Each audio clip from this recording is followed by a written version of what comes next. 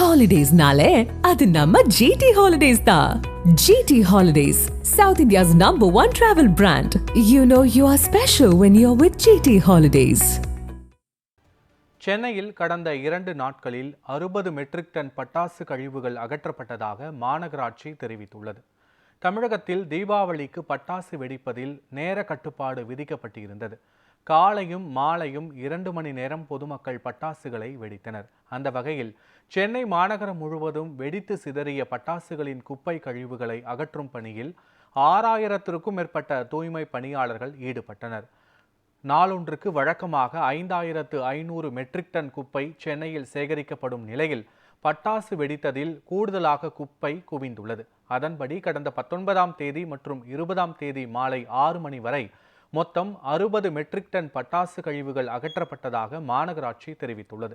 அதிகபட்சமாக ஆலந்தூர் மண்டலத்தில் 6.89 மெட்ரிக் டன்னும், பெருங்குடி மண்டலத்தில் 6.03 மெட்ரிக் டன் பட்டாசு கழிவுகளும் அகற்றப்பட்டன. இவ்வாறு சென்னை முழுவதும் சேகரிக்கப்பட்ட பட்டாசு குப்பைகள் தரம் பிரிக்கப்பட்டு கும்மிடிப்பூண்டி, பெருங்குடி, கொடுங்கையூர் மாநகராட்சி கிடங்குகளுக்கு கொண்டு செல்லப்பட்டு பாதுகாப்பான முறையில் அழிக்கப்படுவதாக மாநகராட்சி தரப்பில் தெரிவிக்கப்பட்டுள்ளது.